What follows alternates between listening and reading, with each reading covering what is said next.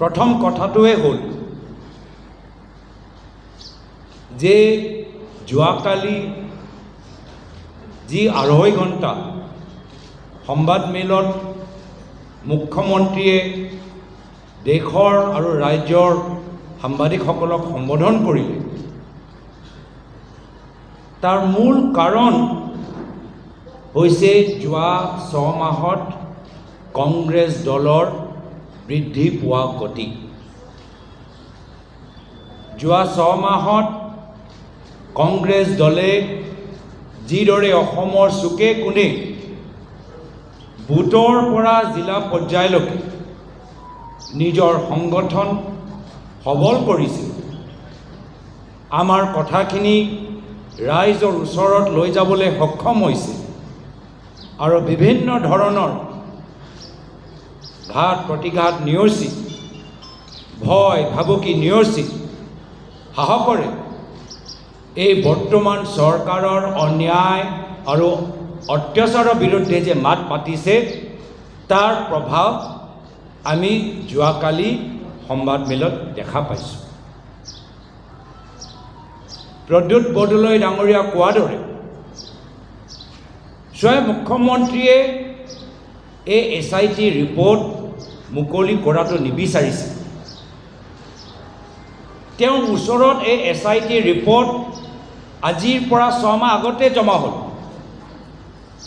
নিশ্চয় তেওঁ পৃষ্ঠাৰে পৃষ্ঠাৰে পঢ়িছে, অধ্যয়ন কৰিলে আৰু সেই সময়ত যিখিনি কথা ক'লে যে 10 ছেপ্টেম্বৰত মই সকলোকে মাতি আনি গোটেইখিনি কথা ফাদিল কৰিম, নিজৰ কথাৰ পৰা পিছুৱাই গ'ল।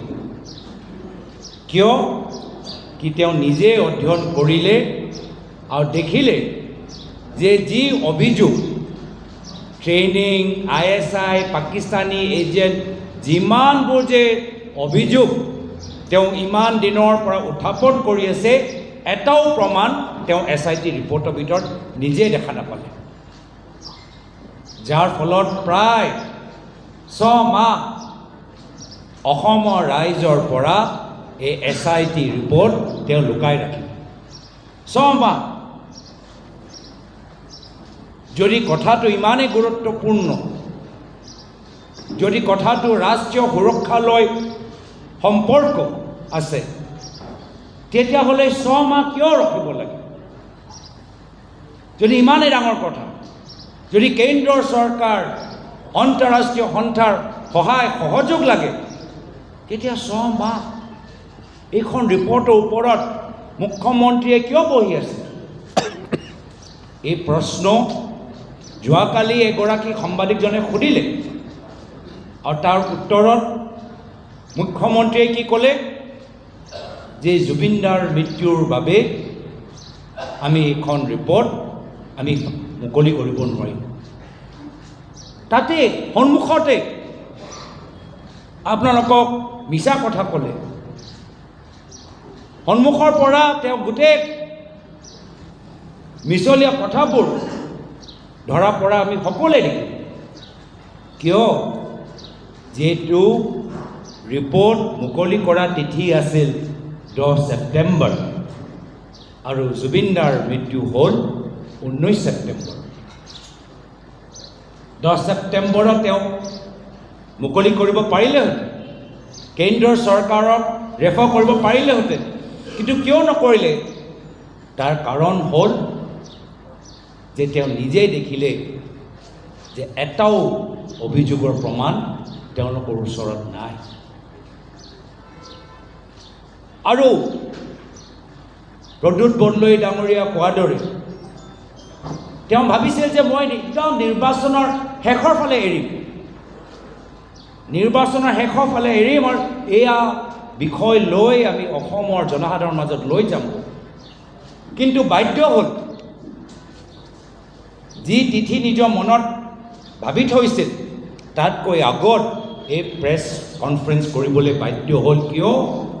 কি লাহে লাহে কংগ্ৰেছ দলে প্ৰমাণ সহকাৰে ৰাইজৰ মাজত এই কথাটো লৈ গ'ল যে মুখ্যমন্ত্ৰী আৰু পৰিয়ালৰ সদস্যসকলৰ দখলত প্ৰায় অসমৰ 12,000 বিঘা মাটি আছে। বিঘা মাটি ভাবি চাওক, আমি বাৰম্বাৰ কৈ থাকোঁ যে এই মুখ্যমন্ত্ৰীৰ দিনত অসমৰ বড়ো, ৰাভা, কাৰ্বি, মিচিং বিভিন্ন জনজাতি 6 স্কেডিউলৰ 40,000 বিঘা মাটি এই মুখ্যমন্ত্ৰীয়ে কাৰো লগত আলোচনা নকৰাকৈ আদানী, আম্বানী আৰু পতঞ্জলীক দি দিছে। 40,000 বিঘা মাটি আমাৰ বাবে বহুত ডাঙৰ। এই 40,000 বিঘাৰ মাটি আজি তাৰ তুলনাত চাওক, এজন পৰিয়ালৰ বাবে 12,000 বিঘা মাটি তেওঁলোকৰ ওচৰত থকা আৰু কিমান ডাঙৰ কথা হ'ব পাৰে, আৰু কিমান ডাঙৰ কথা হ'ব পাৰে। আৰু এইখিনিয়ে যে সম্পূৰ্ণ কথা আমি নাজানো, পৰৱৰ্তী দিনত আমি আৰু হু ইজ হিমন্ত বিশ্ব শৰ্মা, কোন হয় হিমন্ত বিশ্ব শৰ্মা ৱেবছাইটৰ পৰা বহুতখিনি তথ্য আমি লাভ কৰিম।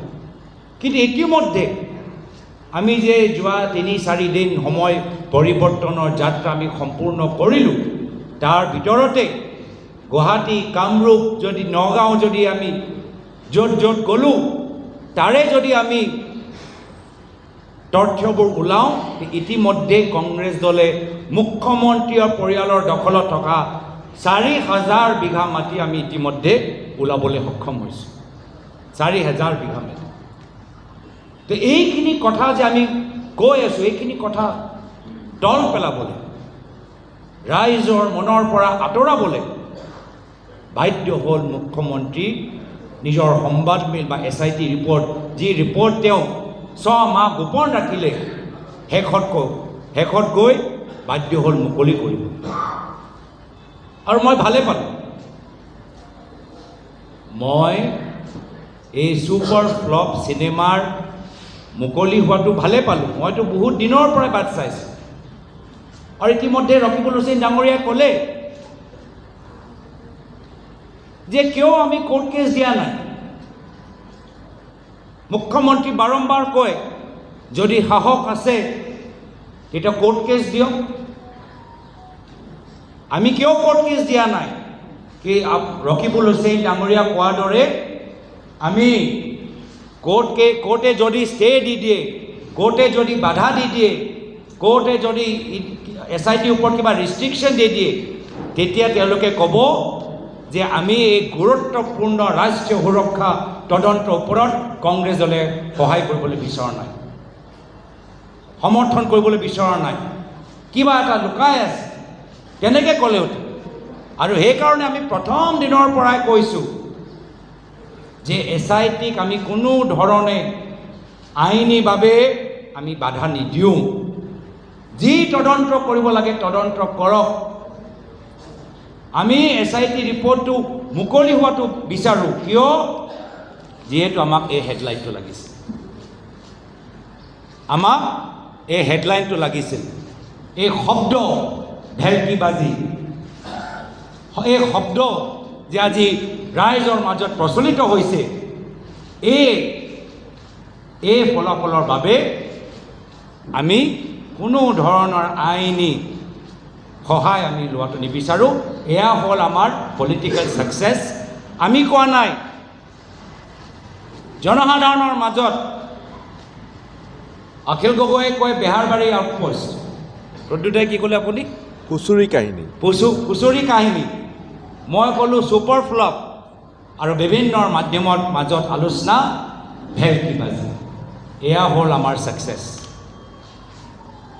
আৰু সেইকাৰণে মই ভাল পালোঁ যে মুখ্যমন্ত্ৰী আমাৰ জালত ভৰি দিলে, SIT ৰিপৰ্ট মুকলি কৰিলে, প্ৰায় 2.5 ঘণ্টা তেওঁ দীঘলীয়া কথাবোৰ ক'লে, এটাও প্ৰমাণ তেওঁ দিব নোৱাৰি।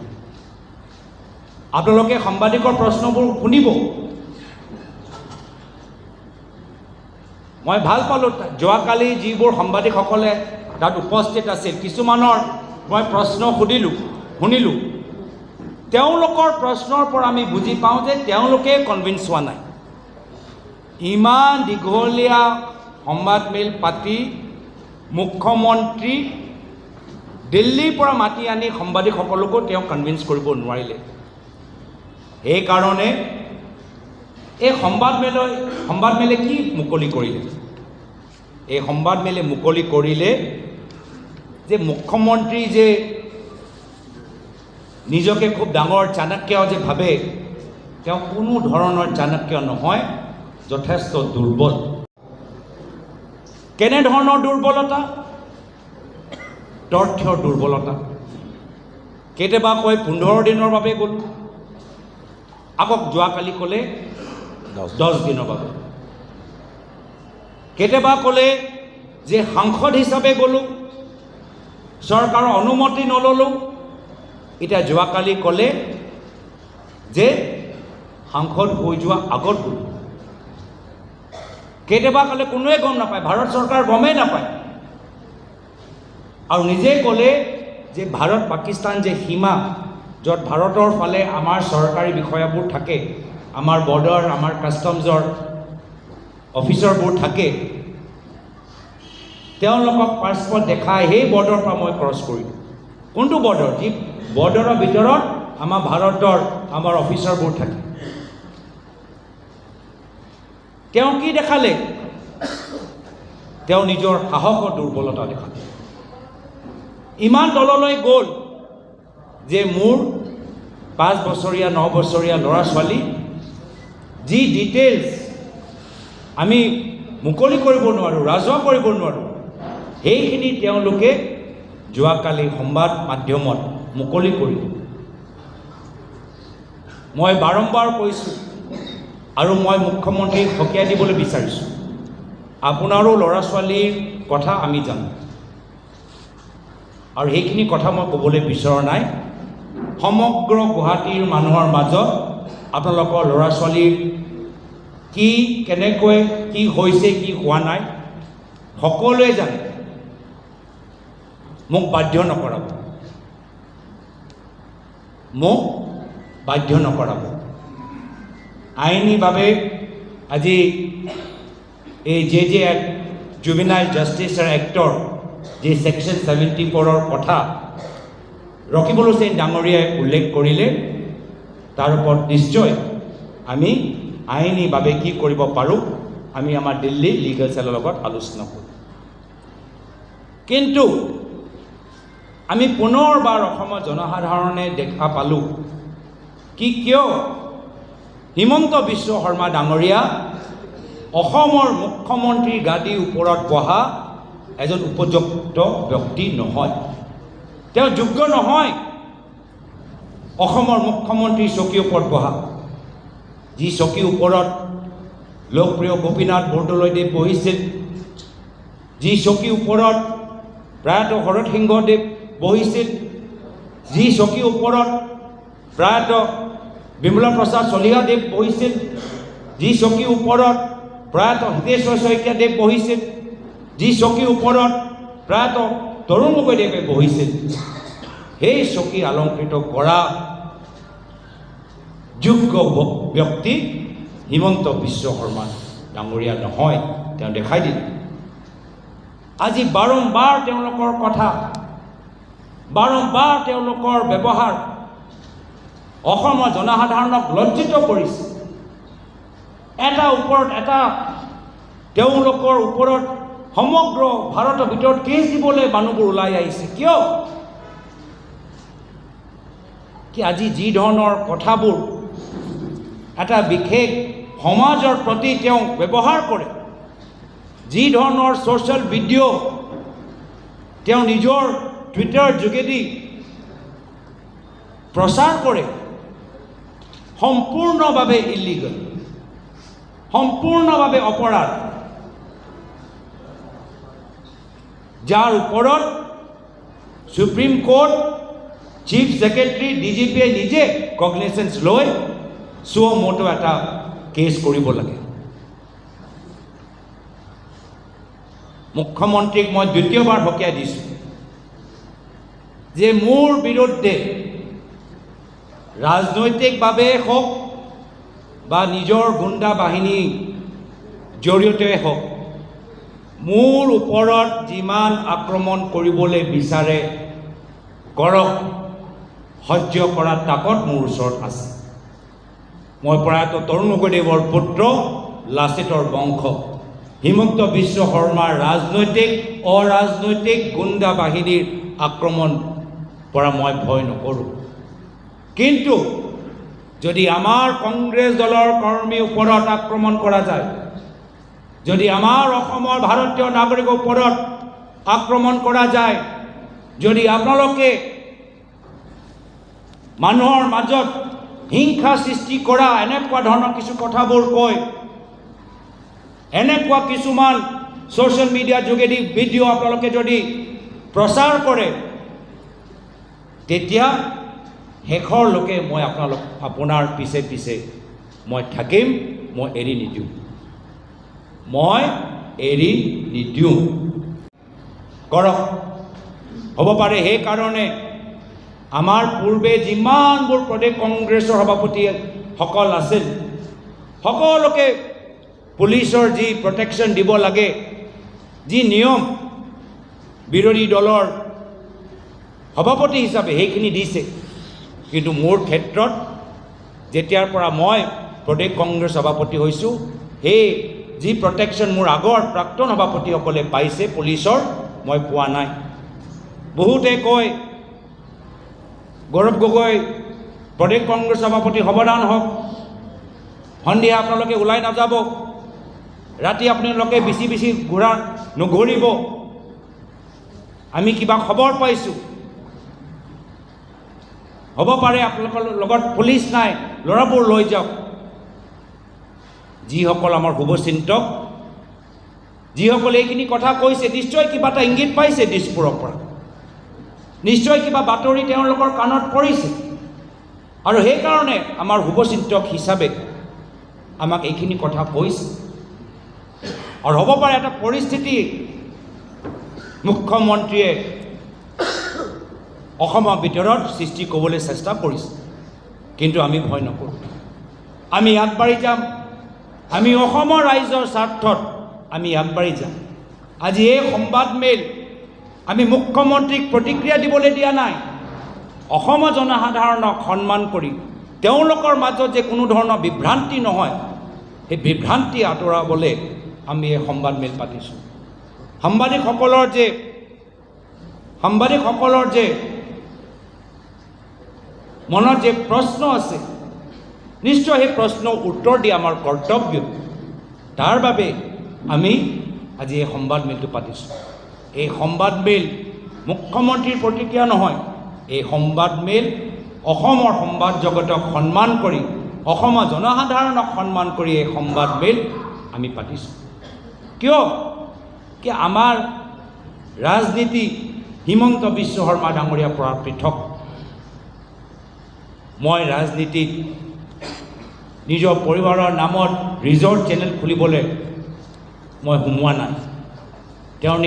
মোৰ পৰিবাৰে নিজৰ চাকৰি কৰি আছে, নিজৰ দেশখন এৰি আজি ভাৰতৰ ভিতৰত আজি আমাৰ ঘৰখন চলাই আছে, আৰু তেওঁৰ স্বাধীনতা আছে, আৰু তেওঁ মোৰ ল'ৰা ছোৱালীৰ মাতৃ, আৰু তেখেতে মোৰ ল'ৰা ছোৱালীক ডাঙৰ কৰিছে।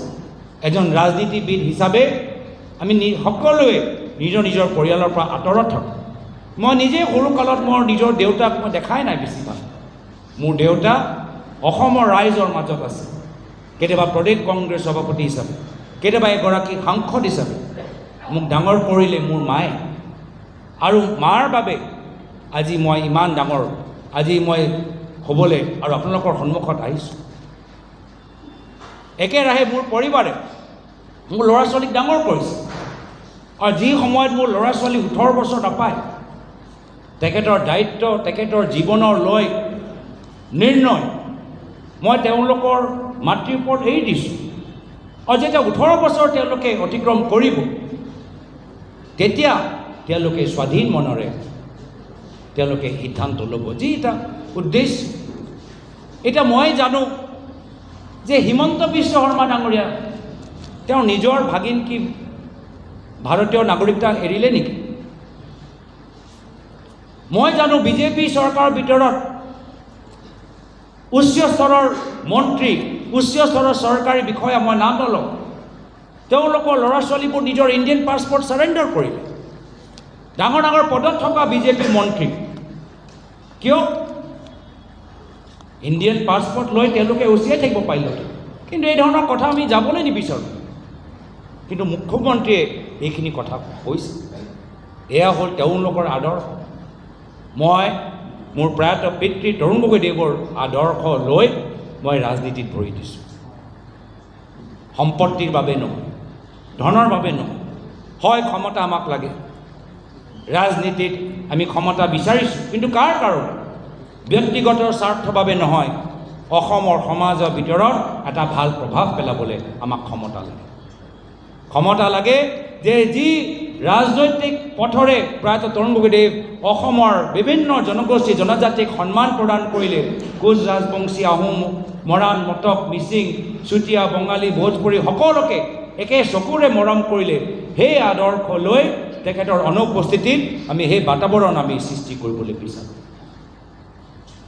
মই অলপ দিন আগতে তেজপুৰ ইউনিভাৰ্চিটিৰ পৰা আহিলোঁ আৰু মোক মনত পৰে বহুত বছৰ আগতে যেতিয়া তেজপুৰ ইউনিভাৰ্চিটিলৈ মই গৈছিলোঁ এজন ছাত্ৰই মোক সুধিছিলে যে আপুনি ৰাজনীতিত কিয় ভৰি দিলে সাংসদ হোৱা মনৰ কামনা কিয় সেই প্ৰশ্নৰ উত্তৰ দিলোঁ মই ৰাজনীতিত ভৰি দিছোঁ এজন সাংসদ হ'বলৈ বিচাৰোঁ তাৰ পিছত তিনিটা মূল কাৰণ প্ৰথম কাৰণ যে সদনৰ ভিতৰত মই নিজৰ দেশৰ বাবে মই মাত মাতিবলৈ বিচাৰোঁ দ্বিতীয় কাৰণ সদনৰ ভিতৰত মই মোৰ অসমৰ আই বাবে মই মাত মাতিবলৈ বিচাৰোঁ তৃতীয় কাৰণ মই যি সমষ্টিৰ পৰা ৰাইজৰ আশীৰ্বাদ লৈ আহিছোঁ সেই সমষ্টি ৰাইজৰ হৈ মই মাত মাতিবলৈ বিচাৰোঁ আৰু সেইকাৰণে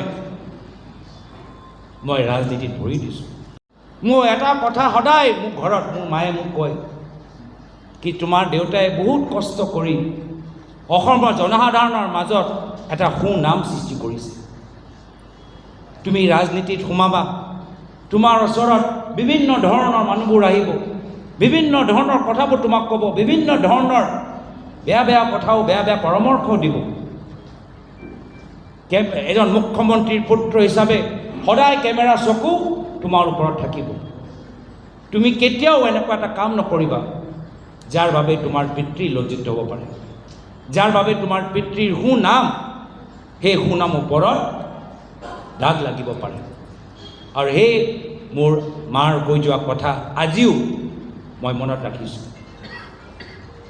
এটাও কাম এটাও বাক্য এটাও সিদ্ধান্ত মই না আগতে না পৰৱৰ্তী দিনত ল'ম যাৰ বাবে মোৰ প্ৰয়াত পিতৃ তৰুণ গগৈদেৱৰ সুনাম ওপৰত দাগ লাগিব পাৰে আৰু সেইকাৰণে আমি অসমৰ জনসাধাৰণৰ ওপৰত আমি বিচাৰ কৰিবলৈ আমি ক্ষমতাটো এৰি দিছোঁ অসমৰ জনসাধাৰণে ভালদৰে জানে কোন সঁচা কোন মিছা অসমৰ জনসাধাৰণে ভালদৰে জানে কোন দুৰ্নীতিগ্ৰস্ত কোন নিকা অসমৰ জনসাধাৰণে ৰাইজৰ আদালতত আগন্তুক বিধানসভা নিৰ্বাচনত ৰাইজে সিদ্ধান্ত ল'ব যে হিমন্ত বিশ্ব শৰ্মাৰ ৰাজনীতিয়ে ৰাইজে আৰু 5 বছৰ চাবলৈ বিচাৰে নে আমাৰ সকল যিসকলে আমি প্ৰায়ত তৰুণ গগৈদেৱ প্ৰায়ত হিতেশ্বৰ শইকীয়াদেৱৰ আদৰ্শৰ পৰা নিজৰ ৰাজনৈতিক যাত্ৰা আৰম্ভ কৰিছোঁ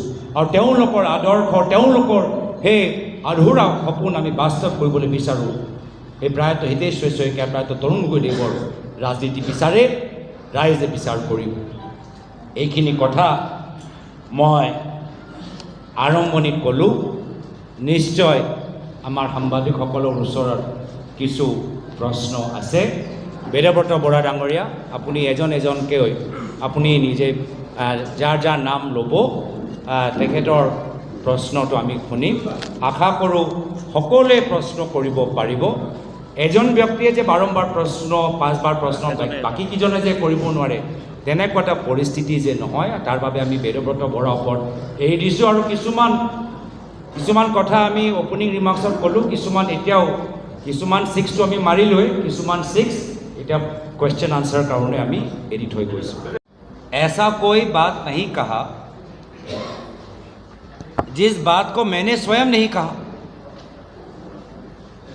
पिछले साल जून के महीने में दिल्ली में संवाद वेल में मैंने खुद कहा कि हाँ, 2013 के अंत में 2014 की शुरुआत में मैं अपने धर्मपत्नी के साथ पाकिस्तान गया, और ये बात तो केंद्र सरकार को भी पता है, क्योंकि 2014 में जब मैं सांसद बना तो जो हमारा पासपोर्ट है, जिस पासपोर्ट में हमने बॉर्डर जो क्रॉस किया है उस पे स्टैंप है,